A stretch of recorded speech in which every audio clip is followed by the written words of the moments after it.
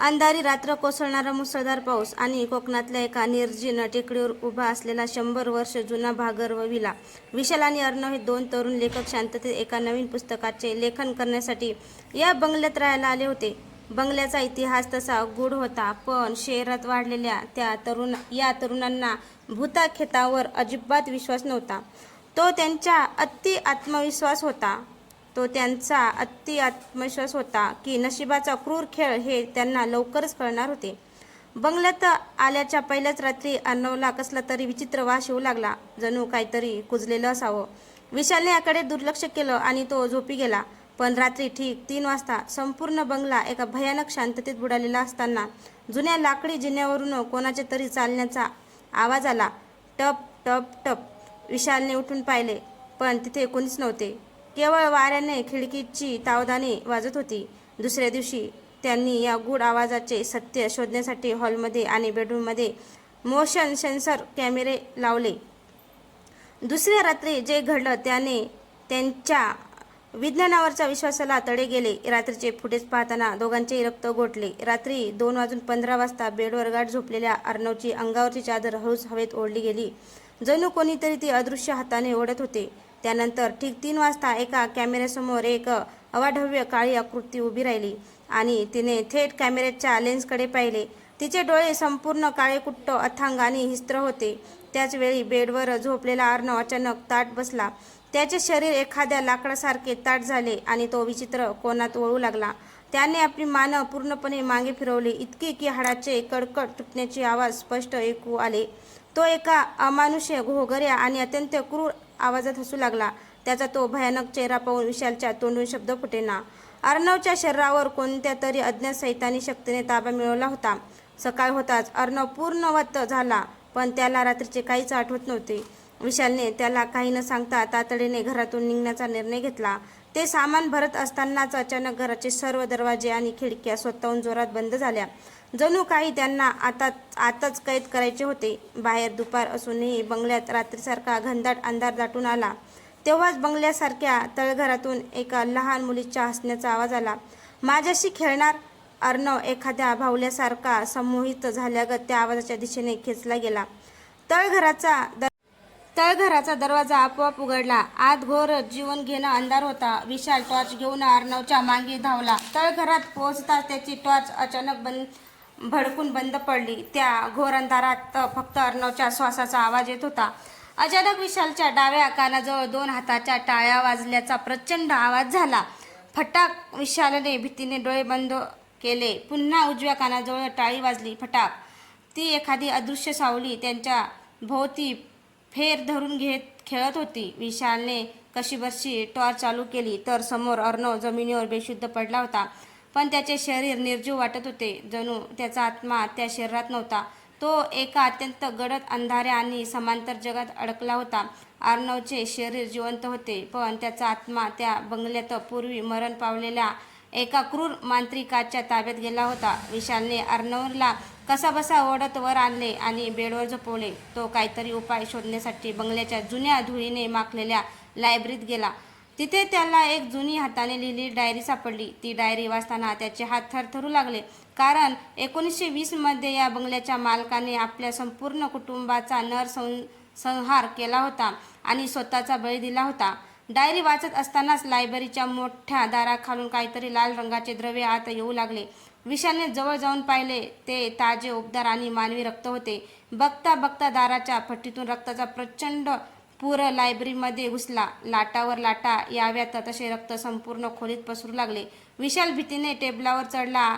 संपूर्ण खोली रक्ताने भरून गेली होती आणि त्या रक्तात तरंगत होती चित्रविचित्र झालेली, सडलेली मानवी प्रेते, जी विशालकडे पाहून हात उंचावत होती.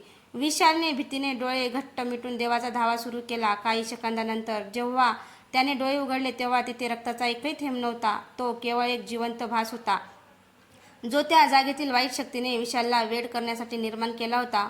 भयाने व्याकुळ झालेला विशाल हॉलमध्ये आला. तिथला बंद असलेला एक जुना धूळघात पडलेला टीव्ही अचानक चालू झाला.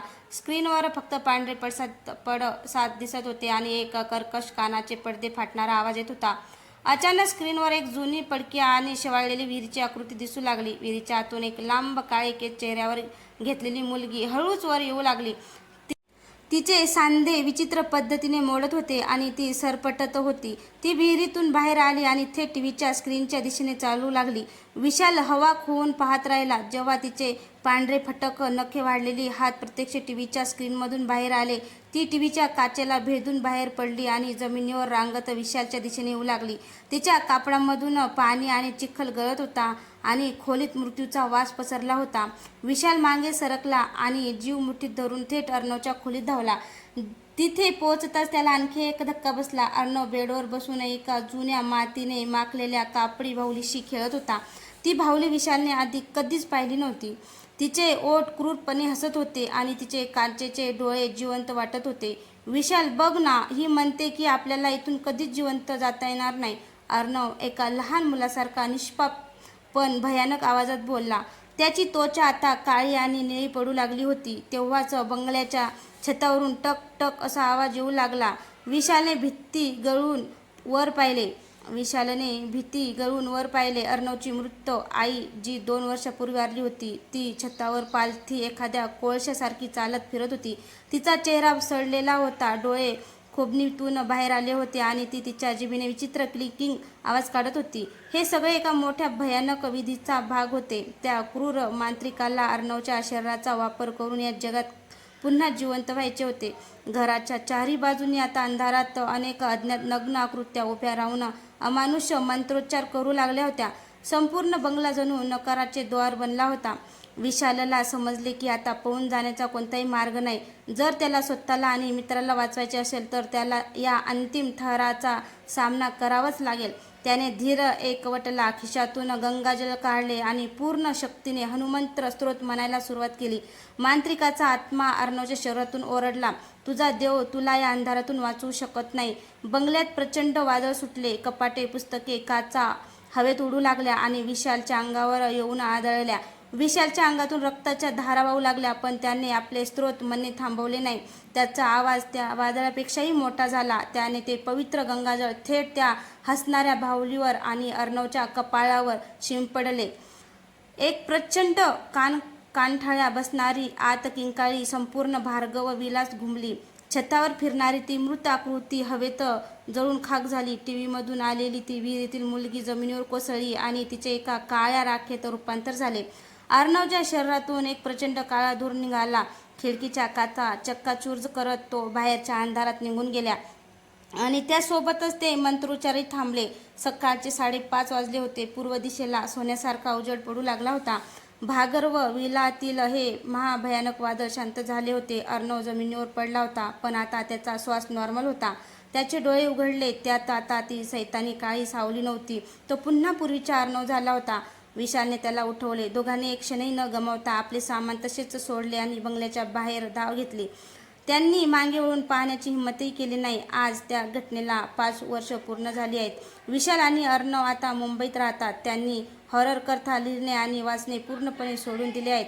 पण आजही जेव्हा कधी रात्रीचे ठीक 3 वाजतात तेव्हा अर्णवच्या नकळत त्यांच्या डाव्या कानाजवळ 2 हाताच्या टाळ्या वाजल्याचा भास होतो आणि खोलीच्या कोपऱ्यात ठेवलेली त्यांची लहान भाचीची बाहुली अंधारात हळूच तिची मान फिरवून त्यांच्याकडे पाहून हसते. भीती संपली नव्हती. ती फक्त पुढच्या अंधाऱ्या रात्रीची आणि नवीन बळीची वाट पाहत होती. तर मित्रांनो, तुम्हाला कथा कशी वाटली? कथा आवडल्यास लाईक, कमेंट, शेअर करायला विसरू नका. तसंच आपल्या चॅनलवर नवीन